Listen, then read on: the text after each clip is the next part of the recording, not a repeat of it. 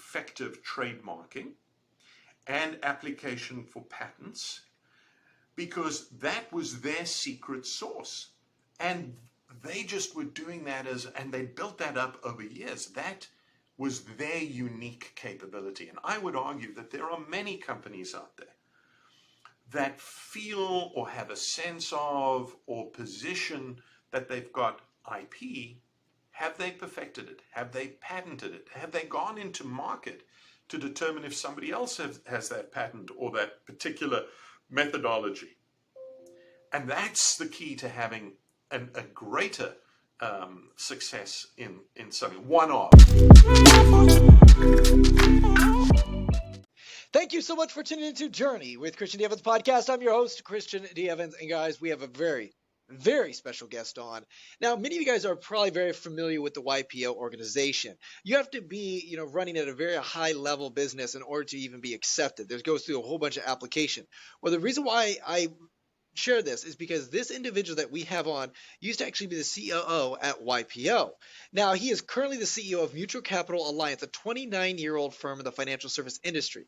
MCA quietly helps privately companies create shareholder value and liquidity through its advisory and proprietary exit concierge services, which is what we're going to be diving into. Many of you guys are running at seven figures, mid-seven figures. You guys looking to scale 8 and 9, maybe looking for an exit at some point. Well, you may want to listen to this guy because he's able to unpack what you should be looking for, the red flags and the green flags. He's a seasoned international business executive. He contributes 30 years of experience to entrepreneurs, founders, and senior executive teams. His experience encompasses professional executive management, growth strategies, exit strategies, acquisitions, and financings. He's the immediate past global president and COO of YPO. He has managed a family office, founded 2 peer-to-peer membership communities, and led an award-winning global team of CEO coaches. Please welcome my next guest, the one and only Sean Magennis. How you doing today, Sean? Doing great, Christian. Hello to you and your audience. Man, I am looking forward to this conversation. And, when I was thinking, where do I start with this? Because there's so many different ways that we could go down this. But one of the biggest things I really want to emphasize a little bit is you've had across the whole spectrum of people that you've worked with, CEOs, founders, and so forth. Yes. And I want to ask you, Sean, before we dive in all that good stuff, okay, what is the driving force? What's the thing for you, the passion that keeps you moving? Because at this point, you've done everything. You've been able to do incredible stuff. You got incredible results in your life. But there's something that is a seed of this passion, this desire. Where does that come from, Sean? I think it's a combination of things. I think it's, for me, having been an entrepreneur myself, having had to struggle and battle and find money to pay payroll, started several different businesses, learned about the capacity of myself, and then watching other people and their capacity for greatness and for extraordinary results. Every single person I've discovered, and I've lived this myself, has way more capacity to achieve great things than they think they do. Those of us that are entrepreneurs, those of us that are in difficult roles where we, some of us have to drag ourselves awake in the morning.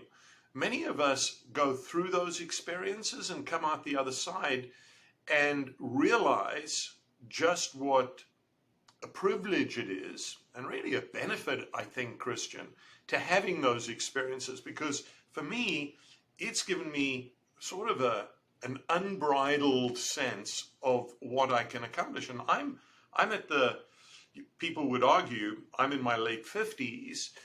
A lot of people are slowing down. I just feel that I'm getting going.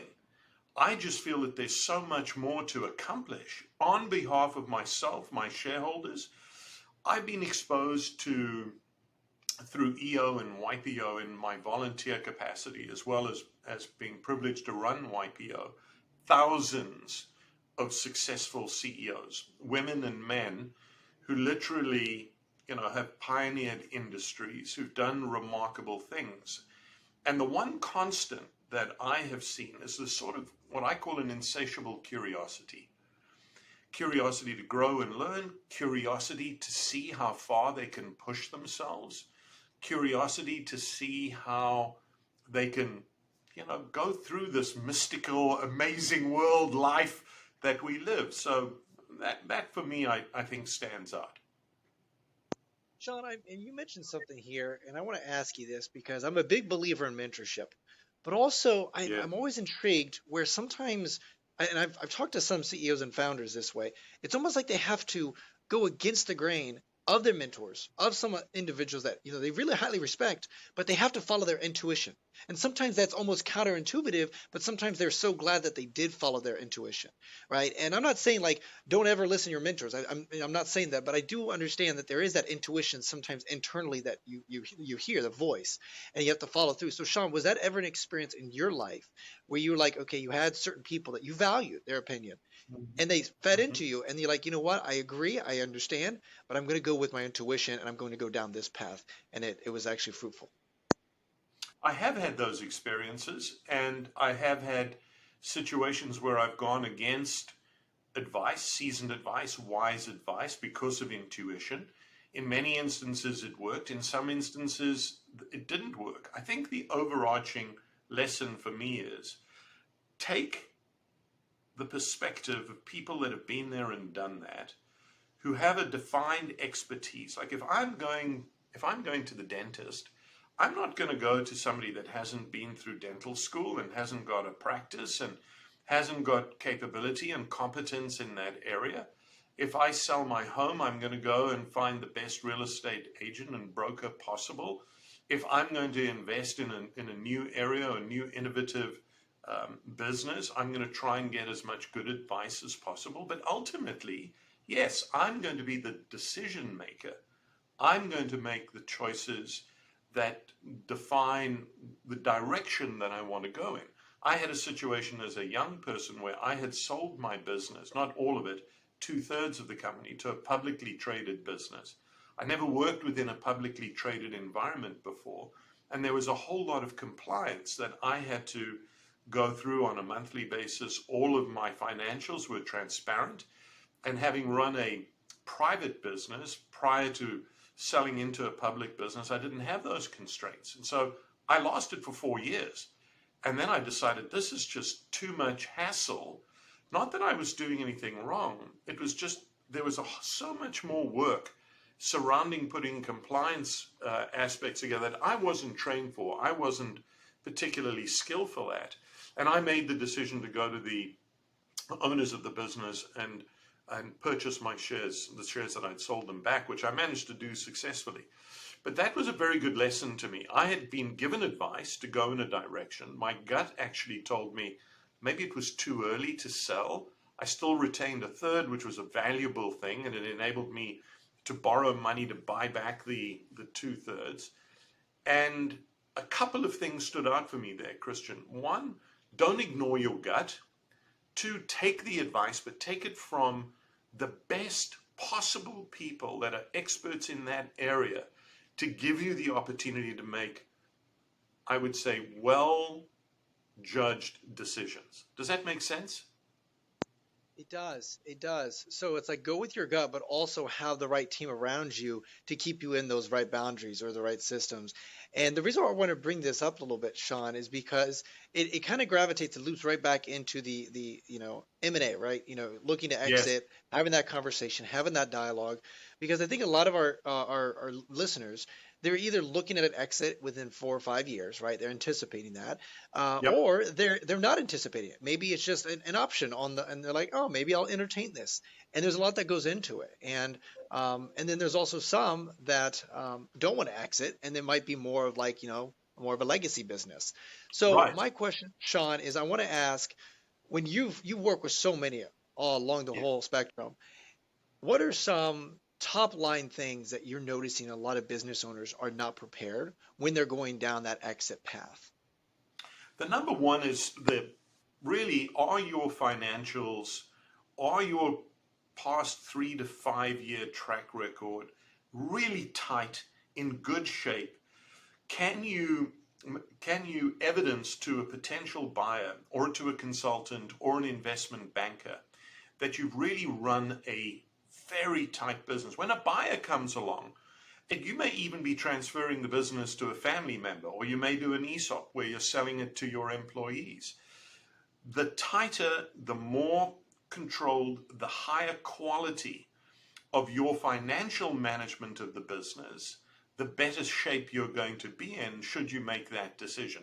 And when I say the finances, it's everything from your P&L, your controls, your purchasing, all of the processes that a buyer would look at and say, I'm comfortable, whether it's banking, whether it's cyber, all of those areas relative to the financial health of your business. You would be shocked at how many businesses really don't have a well-oiled way of defining the quality of their earnings. Whenever we go into an exit, our role is really, and we're pioneering what we call exit process management. We've seen so many individuals get involved in an exit where they have a lack of planning. So the finances, not that their financials are in poor shape, they're making money, they have a good EBITDA, but they have potentially a junior CPA running things. They haven't had a good quality of earnings report. They haven't had audited financials. A lot of private business owners say to me, Sean, why should I have 3 years audited financials? And I say, because you may sell to a strategic or you may sell to a private equity firm. And in order to get a premium on your valuation, time and time again, the higher quality and verified and audited the statements, the easier it is for them to go to market and sell you at a premium. Very, very important. Then there's the sales function. The second and most, second most important in my view is how consistent and sustainable, measurable is your sales process. Do you have playbooks? Do you have, if you're in the professional services business, do you have multiple clients? You're not just have all your eggs in one basket. Is your sales team incented, supported, consistent, and can you prove, a consistent growth in your sales trajectory? The tighter that is, the easier it is for somebody to say coming in, I don't have to reinvent the wheel, I don't have to hire new talent in. The risk that I'm taking with both the financials and the sales process well defined, I'm happy to take that risk. And then you obviously layer in your marketing, you layer in your product, dependent on the business. Quality of plant and equipment. We're selling several manufacturing businesses. What is the maintenance cycle like and the quality of your plant and equipment? If you're ISO certified, what gaps existed in your most recent ISO certification audit? All of those small things, Christian, add up to the ease of selling your business. And selling a business is not easy. It's very painful, particularly if you're an owner-operator that never sold a business before. I had a friend of mine, a YPO, come to me 3 years ago and asked for my assistance in helping him sell his business. Very successful business, 30-year company, 31-year-old business, really profitable, but he had had a failed sale 5 years before to a major strategic, one of the top 4 companies in the world in his space, and he didn't want to go through that experience again. And so he came to me and said, could you help me run the process? I don't want to be distracted like I was the last time from running my business. One of the single most important failures that we see is that the senior leadership team and the owner get distracted by the sales process. They're dragged into meetings by the investment banking firm.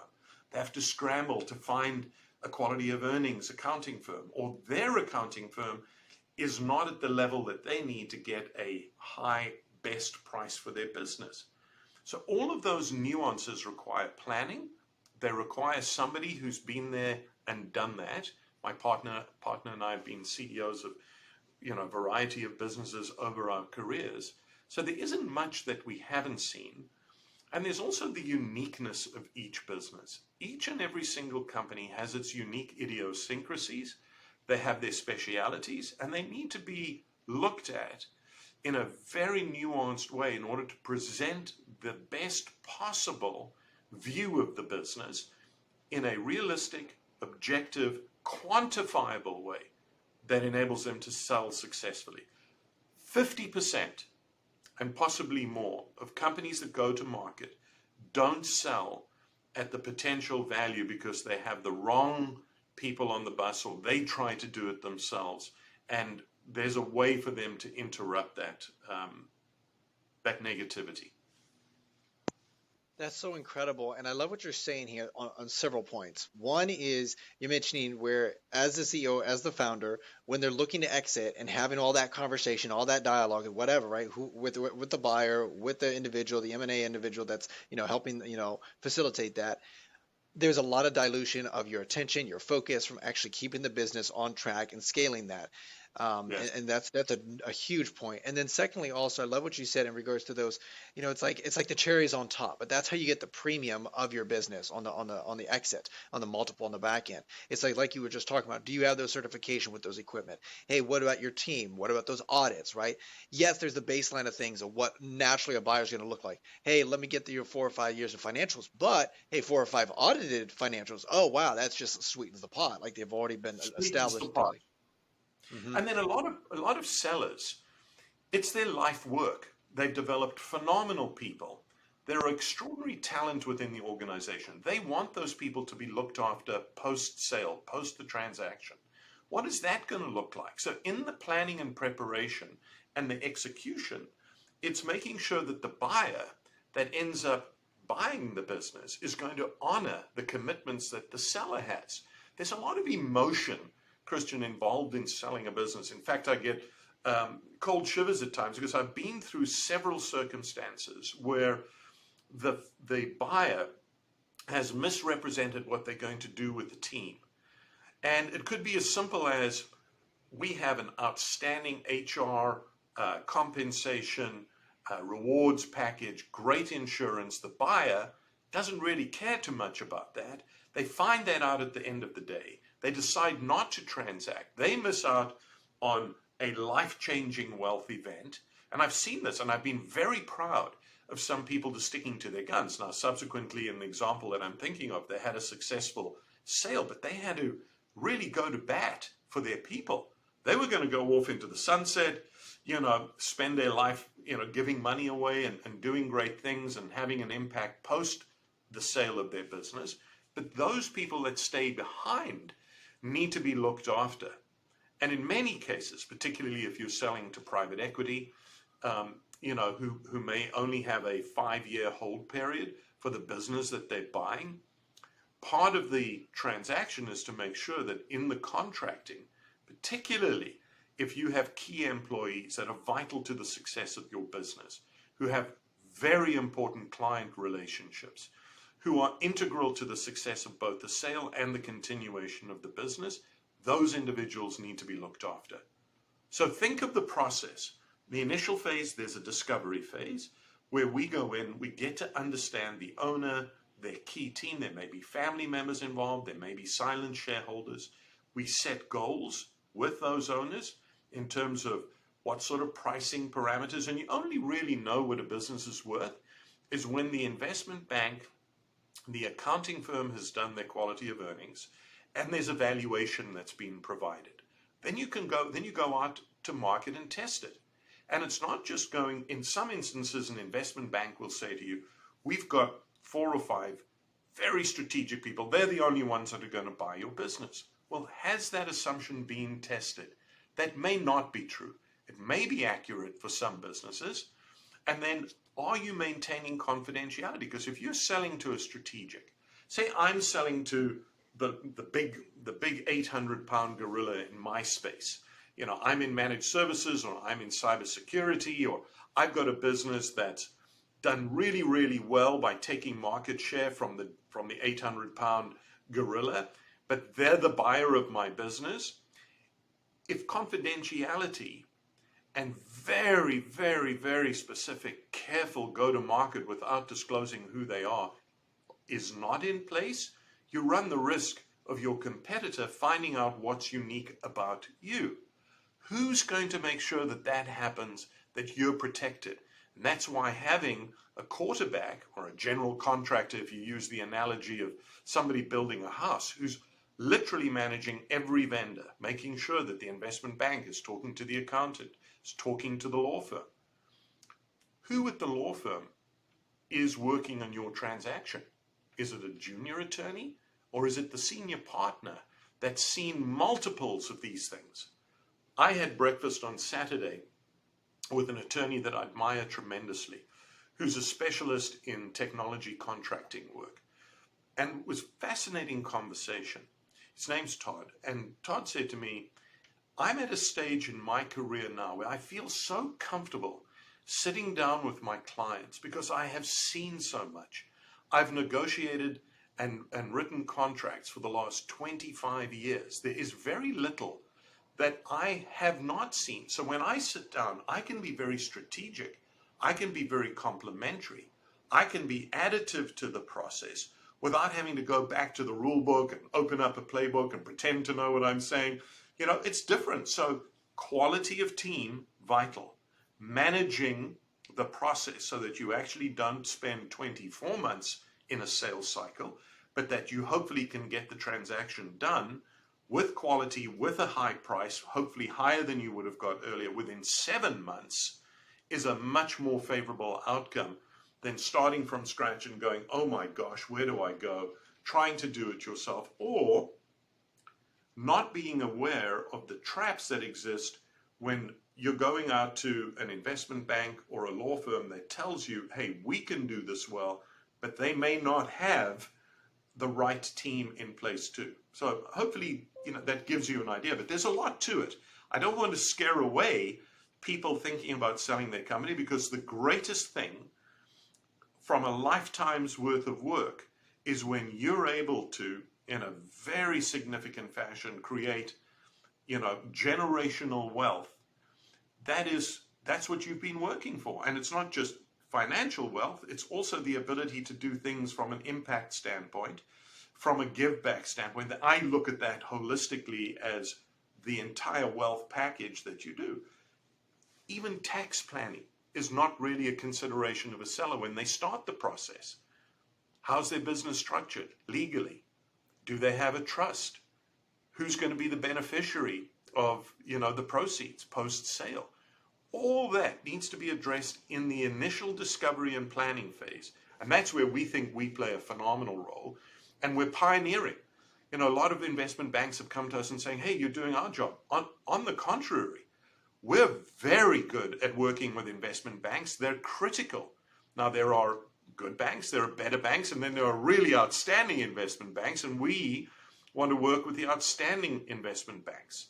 We want to work with law firms that'll fix their fees and not gouge the seller. And the seller's not used to operating that way. We are.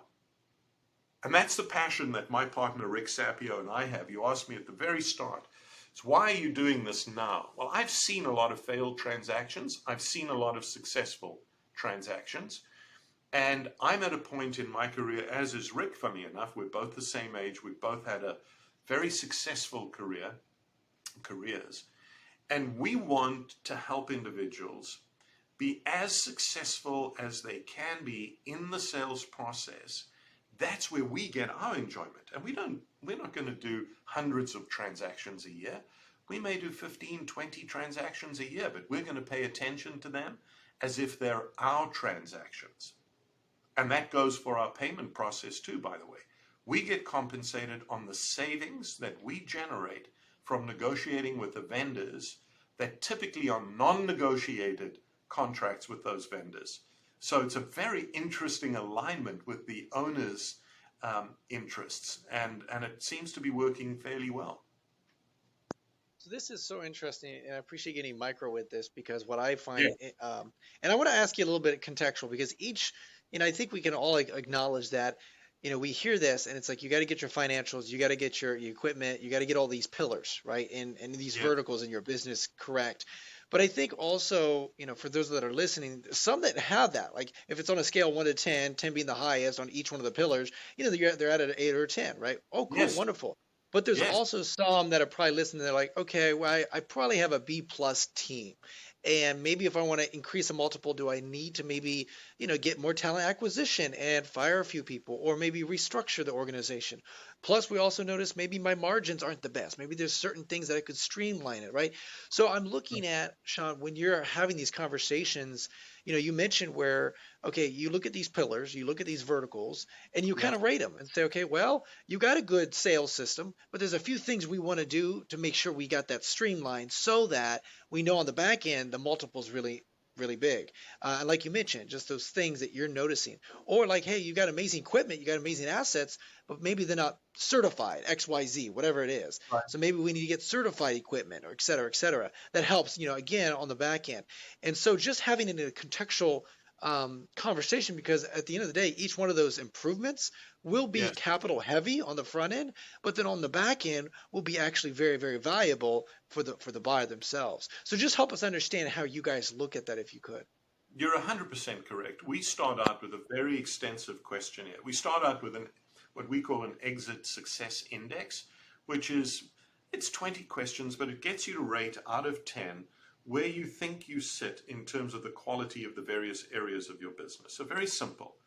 Once you've completed that, and you may give yourself, as you just said, 8 out of 10, 7 out of 10. Once we've identified those gaps, we go through a next level of due diligence.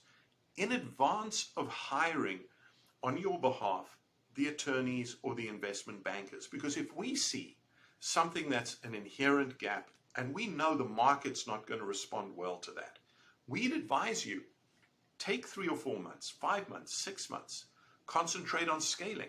Could be that the market, like right now, the market is soft. There are a lot of businesses that were A-plus businesses 8 months ago, very attractive for a buyer. They're a B or B plus today through no fault of their own. But a buyer's going to look at that and they're going to go, I want to wait until you're an A. Or I'm going to go for the kill. There's blood in the water and this is my opportunity to pick up a great business at a discount. Don't fall for that trap. The key that we say, particularly to businesses that are not quite ready to sell, is get yourself, now you know where the gaps are, take the time, unless you're in a fire sale situation or you're in a forced sale situation, that's not what we specialize in. Our specialty is being direct with you. And by the way, we have tremendous resources and a network that we've built over 30 years in business. And those resources come to play in these instances because I could say you need a CEO coach to help you and your executive team for the next 12 months. And here's 5 or 10 individuals that specialize in your industry that can help you put the basics in place, that can help you maybe fine tune the caliber of people. Maybe there's a virtual CFO that you need to bring in to really work in tandem with your controller to really upgrade your financials. Maybe you need a chief growth officer that doesn't exist in your business and you need to spend $500,000 for the next 12 months to get them onboarded, to get them cranking, to make sure that everything is aligned and your profitability is not going to be as good, but your sales growth will tell the story. Bite the bullet, make that happen, and then go to market. So there are those realistic conversations we have. We turn down business if it's not in the interests of the seller to sell at this stage. And I think that's unique. A lot of people, particularly in professional services, will take on a client because they're getting fees, they play the game. Our game is we've been where you are. If you're not ready, here's several things that you can do to get ready. And on a complimentary basis, we'll put you in touch with some people. Hopefully they'll come back to us and we'll stay in touch a year from now or 18 months from now when they're ready. And we'll have the conversation again. But as a business owner, going back to something you said very, very eloquently, is you're running hard, you're driving your business, you've built it, there's a lot of intuition involved. There are some basic fundamentals that you may not be aware of that will impede a successful sale.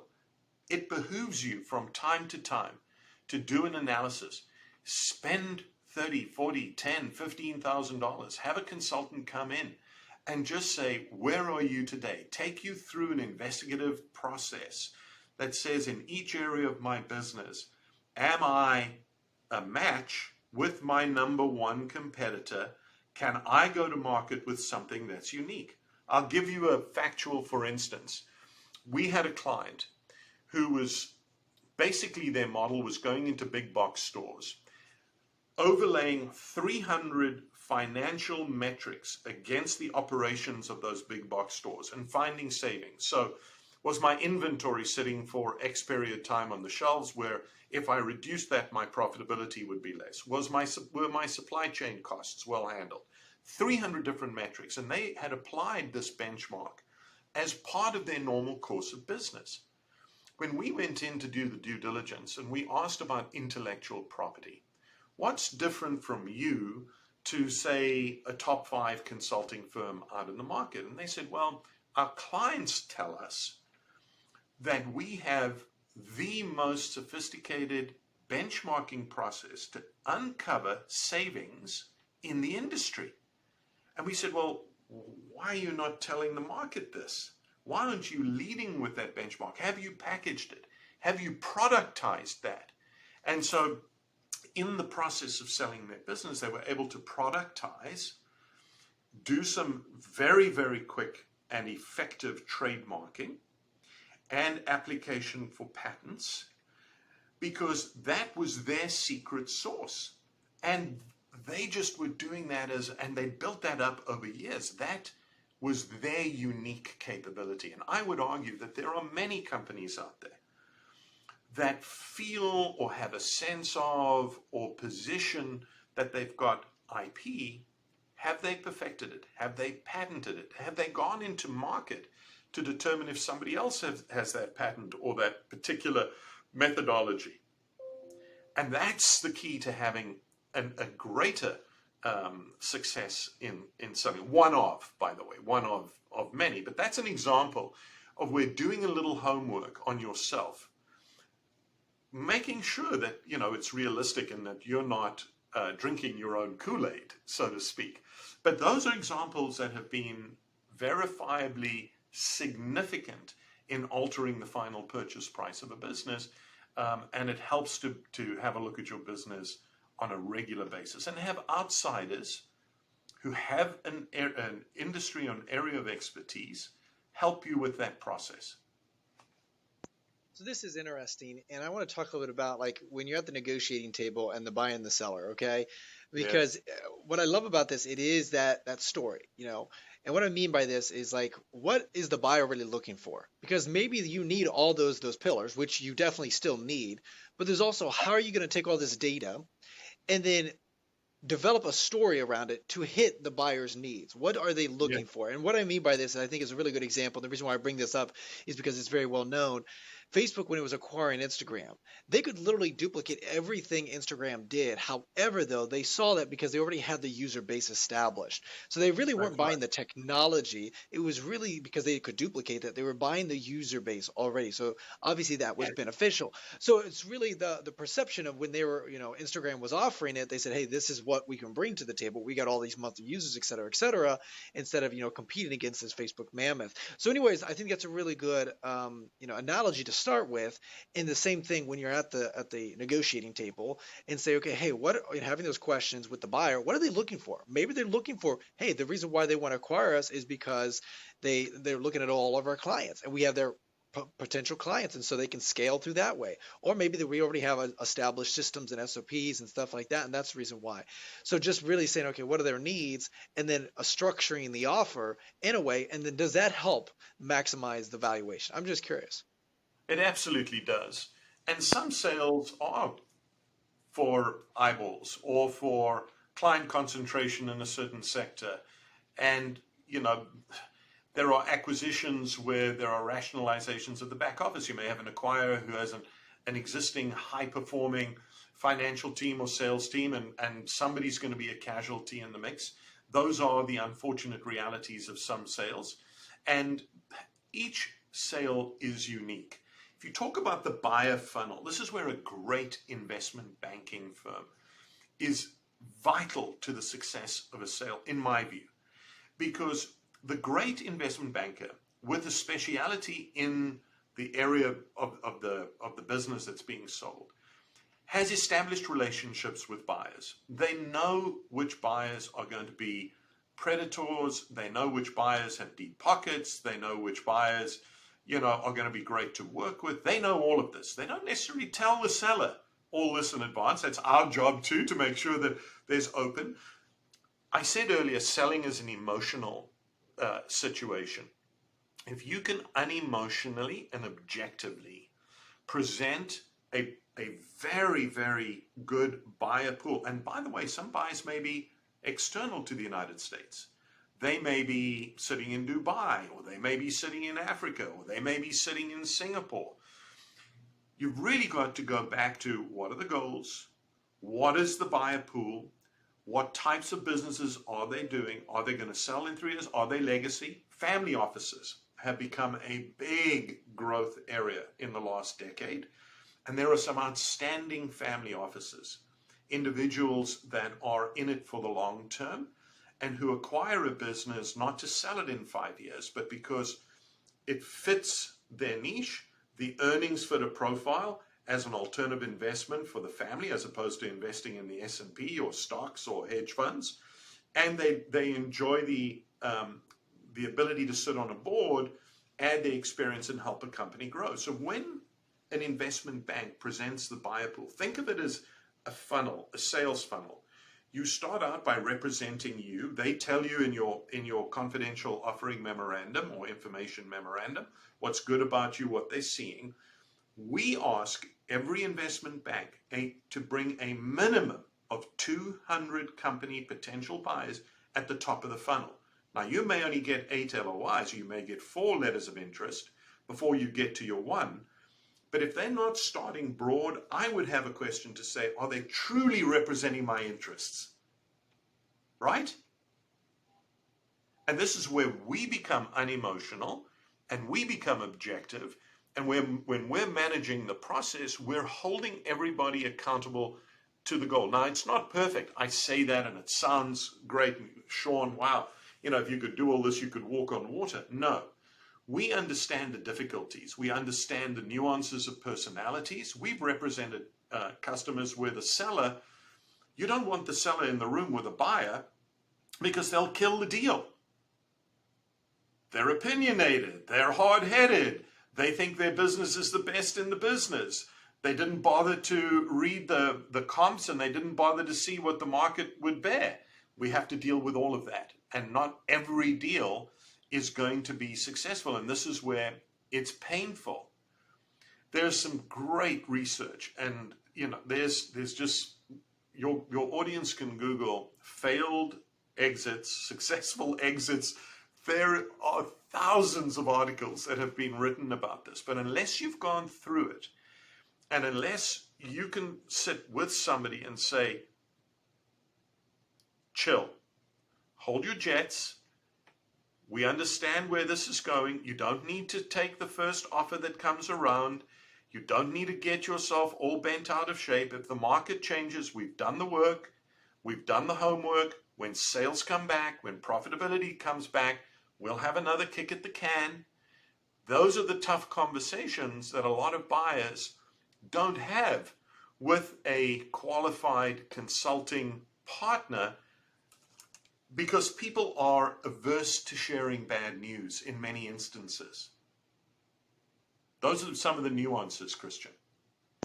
Sean, you bring up some really great points, and it's really good for my audience and my listeners to hear this because you're starting with, like you mentioned, a funnel, right? That top line. You have a huge Rolodex of individuals that may or may not be interested in your business, and then obviously the next stage is people that maybe put an LOI, right, letter of intent on that, and say, okay, you know what, maybe, and then out of that, then there's only a few that actually take it to the negotiating table. But at that point, that's where the seller is able to say, well, I like this personality, I like this individual, I like what they're offering.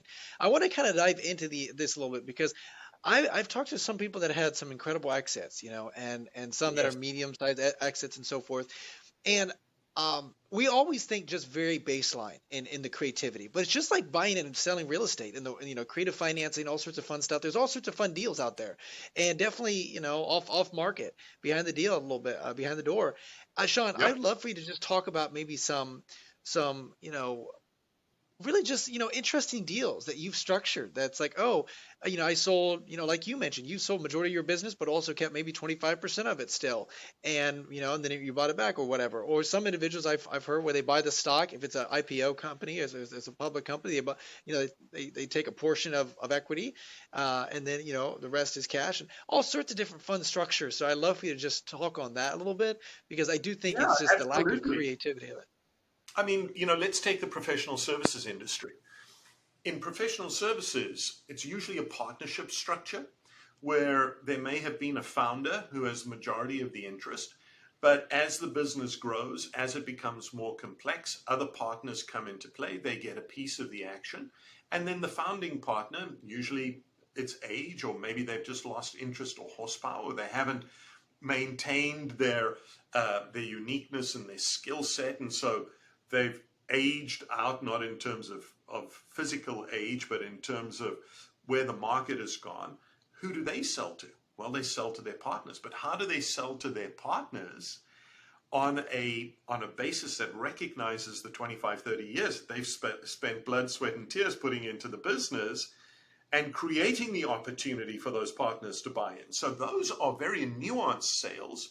And we've represented some individuals that have the majority share, and in some instances have 30 or 40%, which is a significant share, selling to the other partners. You still have to do the homework, the due diligence, establish market value, and then those contracts are typically earn out contracts, because those businesses have to generate cash in order to pay for the stock of the individual. Unless they bring an outsider in, which we've seen too, but that outsider has to fit very well culturally, professionally, and they have to have the confidence of the partners, that they're going to be working with. Otherwise, those companies can evaporate, and they can collapse. So that's one example of a different kind of sale given where you are. Family. This is a big one. There are YPO, a third of YPO members are second, third, fourth generation family businesses. Now, you've got the father or the mother who've started the business, second, third generation cousins, maybe a direct son, are involved in the business. There may be some family members that aren't involved in the business, but because of the trust structures and the inheritance rules that the patriarchs and matriarchs have put in place, there's a defined way to exit. A lot of them don't have that definition in place. So we helped a family business where there was just a tremendous amount of animosity between the operating family members, those that are in the business day in and day out, operating the company, earning a salary, providing other siblings and cousins a salary, but for doing absolutely zero, and the expectation of those individuals that are getting zero to make almost as much as the individuals that are running the family. Now that needs real communication. It needs, in many instances, objective, non-emotional third party to set up a structure that it's explained, it's fair, and if that isn't done in the transition of family businesses, if that isn't done well, the drama it creates is unbelievable.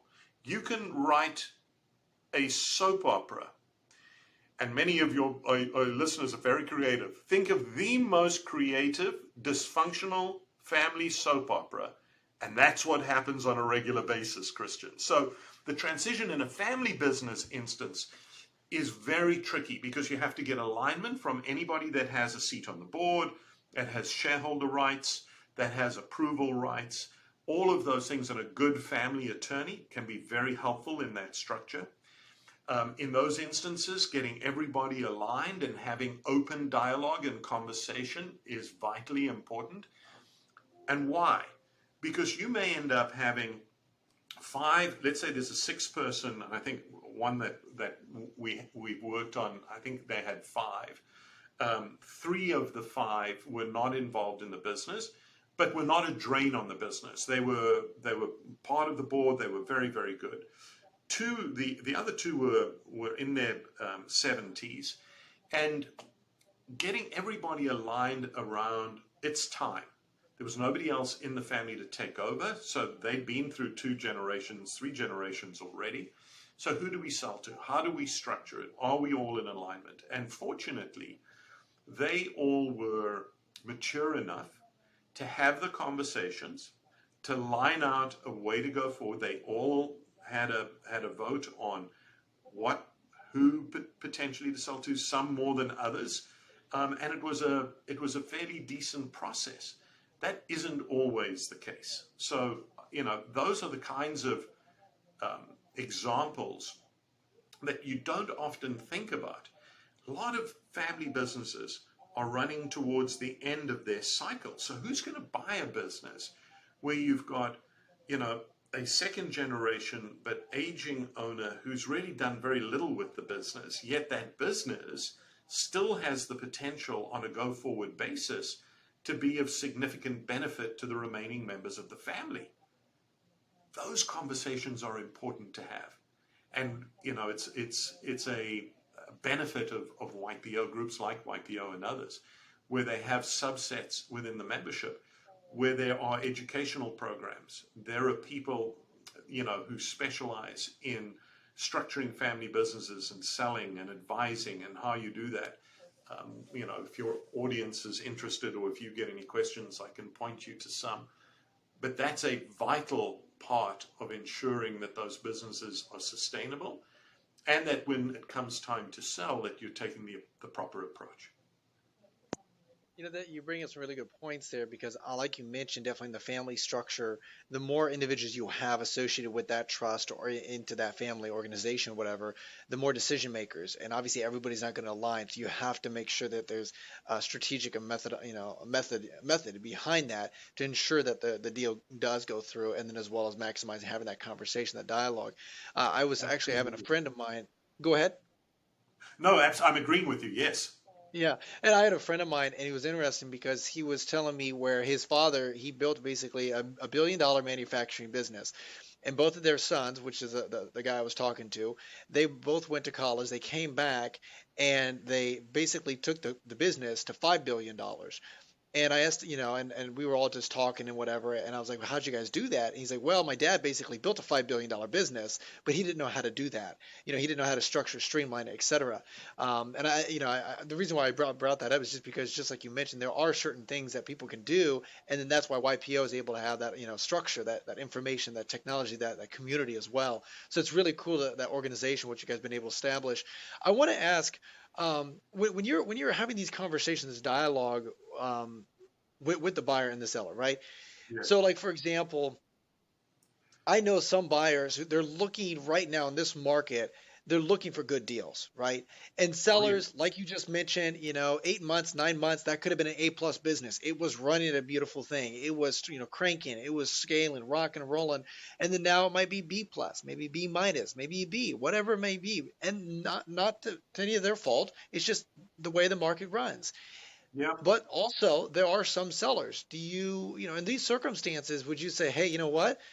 Put your head down and stay founder, and don't exit with a small multiple, or just say, you know what? That's where a lot of these buyers are licking their lips and saying, I know a lot of these are A+, and we can come in and buy them at B, and we can scale these, and we can, incredible rate of return. That's what they're looking at, and Yeah. strategically. So just having the right conversation, the right dialogue. I just wanted to get your, I guess, perspective or opinion on that.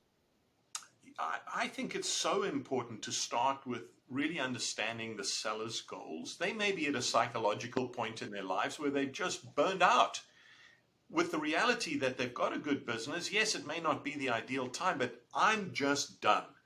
And so if they're just done and you've exhausted the conversation and you've really helped them think through, it's a trade-off in that particular example.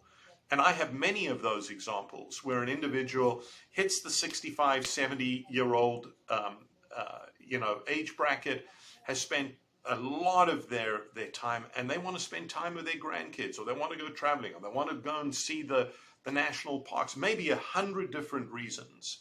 And it's not to say, by the way, that a lot of those people just stop. They have other things that have become more important to them. So how much is enough money is a very important conversation to have with individuals.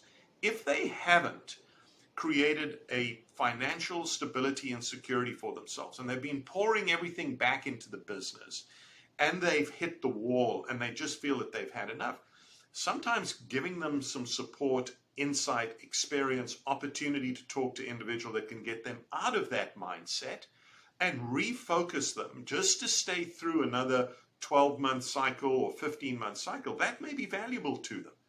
And that's where starting at the point of understanding the motivations for your sale are so critical, and recognizing that there is a point in time where the value will cross over. Here's the ideal point in time where I can get max value.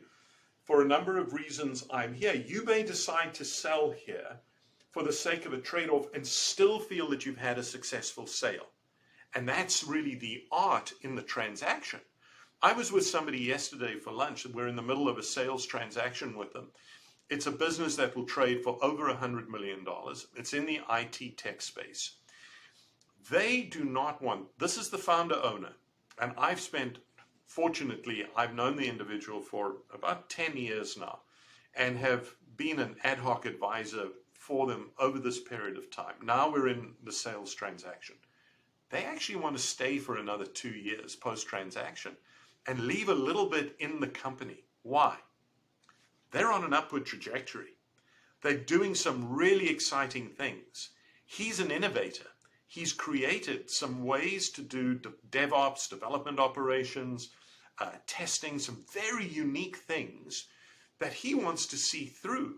So whilst he's committed to an exit, and he's got a partner that's going to end up being very wealthy, while he's committed to an exit, he's still got 2 years worth of unfinished business, and he's going to get a tremendous psychological lift by retaining maybe 15, maybe 20 points, and the ability to turn that, maybe double that, as part of the negotiation. That still hasn't happened yet. We've got 8 LOIs that we're reviewing, because that's in the art of the transaction.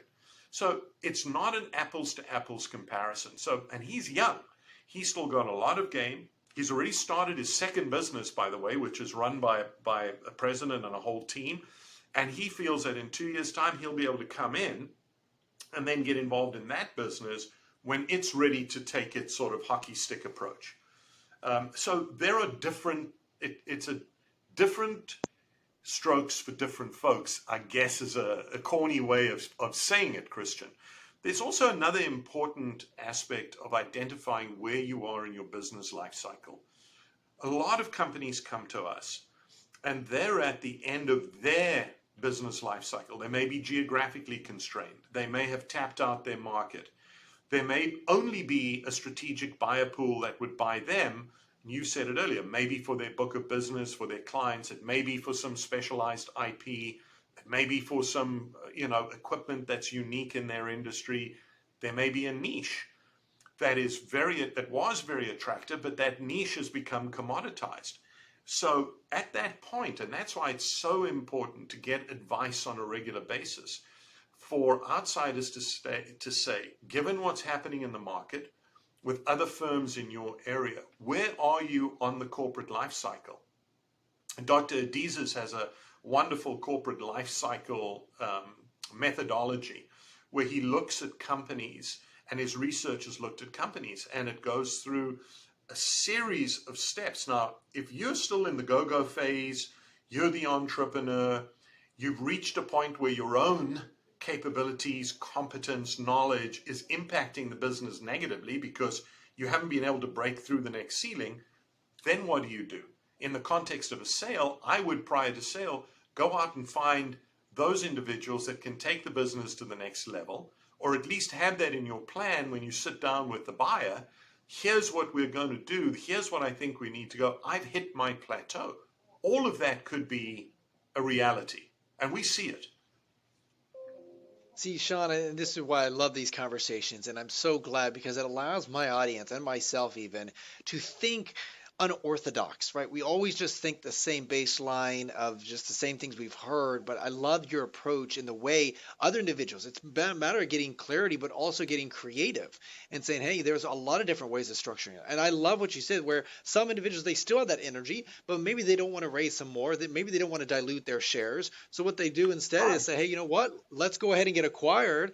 They've already got resources. They got tons of, capital. They got tons of, access, Rolodex, whatever. They get acquired. You still take, still have some equity in that, roll over that, maybe even performance equity. Hey, once you hit these trajectory and market within your own thing, I've seen so many different ways of creating this. And like you mentioned, definitely if you still got tailwind behind you and you're still young and you still want to hit that up to the right trajectory, and a lot of fun ways of doing this and creatively. And definitely if you do a strategic partnership, that's what I love about this stuff. And a lot of people, a lot of large companies are willing to look for those individuals.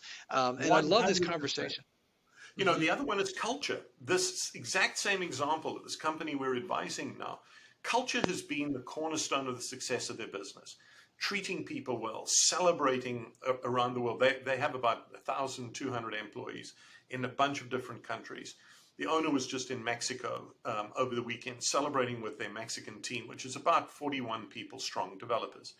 And the nuances of really creating a culture where people want to be there, they're loyal, they provide high degrees of productivity. Now imagine if he went cold turkey, left, and said, here you are to your own devices. What could potentially happen? If there was some gates, if there was some contingent payments based on the performance of the business, if that culture eroded overnight, he's not prepared to make that happen. So those are his driving forces, which I love.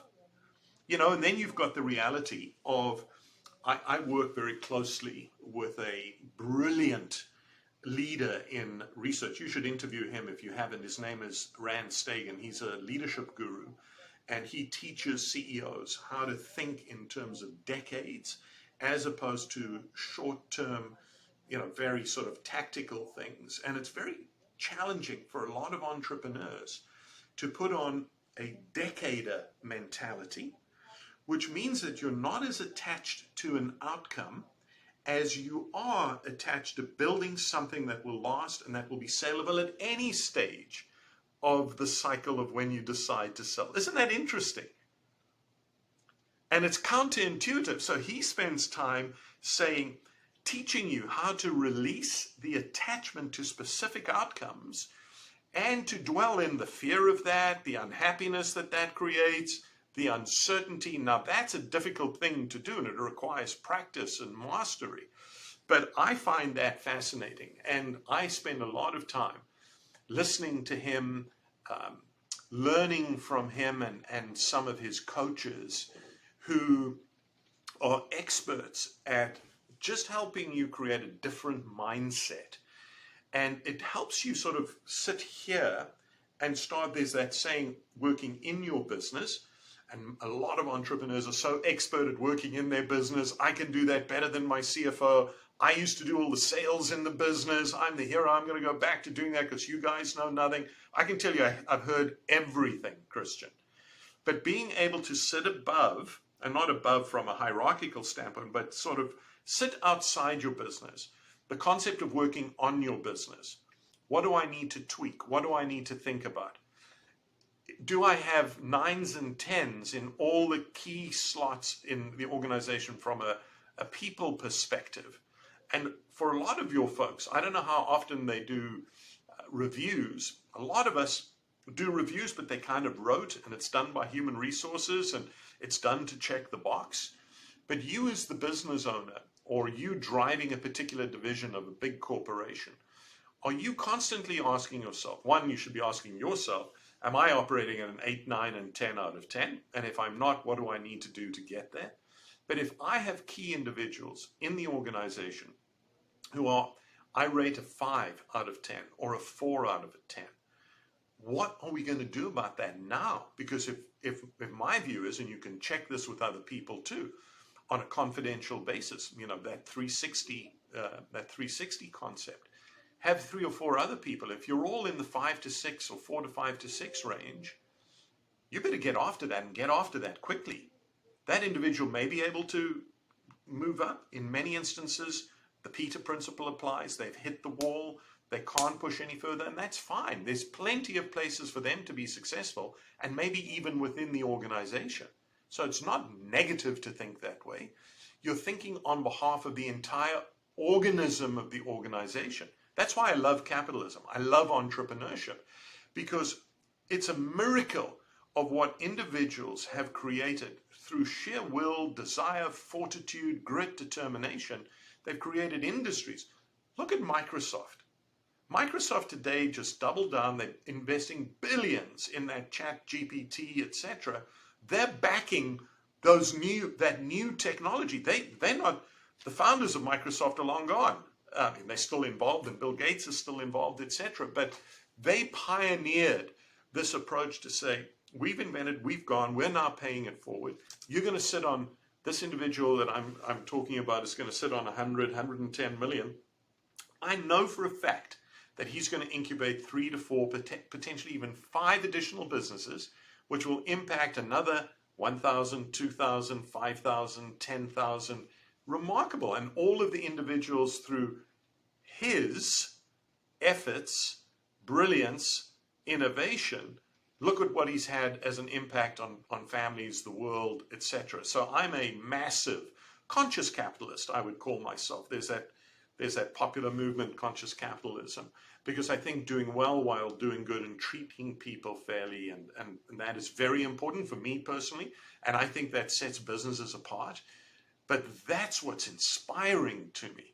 So imagine how Rick and I feel when somebody comes to us and says, help me sell the business that I've built over 25 years that has impacted this community, this number of thousands of employees. We salivate at helping them do that successfully. I love it. And like you mentioned, it's that larger vision. It's that bigger dream of accomplishing it. And some of our listeners are at that point where they're looking to exit, or they're looking at their plateau, and they say, hey, just like chat GPT, I appreciate you bringing that up. Actually, I love that strategic partner. Microsoft has the resources, the Rolodex, the capability, and all they did, they just infused tons of capital in this, and there was just one strategic partner that could take them to the moon. And it's the same way. And also, Sean, I love what you're talking about in regards to, um, being in a situation where you could sell this business at any moment. I've heard so many times where people are like, oh, I want to sell it. Well, your business still needs about 18, 22 months of work before it's sellable, right? To maximize that multiple on the back end. And people are like, oh man, they hate that feeling, but it's better to do this work now and not have to sell it, and say, at least I can sell it because now we've got the systems and processes working on it, not working in it, like you just mentioned. And we've heard that quote so many times, but it's so funny how many times we have to say it because people still keep doing it, right? So, Sean, I really appreciate you being on here. Oh, yes. Christian, it's been fantastic. I mean, you and I could go for hours. I really appreciate the time and the opportunity to share our passion, my passion, and just a shout out to all of your listeners. It's a journey. If you're on this journey and you're making it happen yourself, you're not alone. I would encourage you highly to find a mentor, or find groups like EO, YPO, Vistage, Forbes Councils, and others where you're working with like-minded people who know what it feels like to struggle and to be lonely. Don't feel that you're alone in this. Reach out. Part of your skill set, I'm going out on a limb here with your listeners, part of your uniqueness is that you're creators, you're doers. And what do doers do? They find other doers, because we can't do it alone in the world. And I've been the beneficiary of so many people's help that I try and pay it forward. So thanks for having me, Christian. Sean, I really appreciate you being on here. And guys, his links, everything, his social media, his website, all will be down in the description, so you can reach out, his LinkedIn as well, so you guys can stay connected with him. He's got a lot of fun stuff. And also, I'll put YPO down there so you guys can get part of that organization if you do definitely qualify for that. So I'll put that down there on the description. Sean, again, I really appreciate you being on here. And I love that you are on the forefront of doing this, and the passion that, kind of exudes into this career, into what you're doing, into these businesses, entrepreneurs, these founders that have never went down this path before, and you can help them facilitate through that environment. And I love what you're doing, guys. That is the CEO of Mutual Capital Alliance, my friend the one and only Sean Magennis. Guys, that is Journey with Christian D. Evans podcast. Until next time, be uncommon if you can.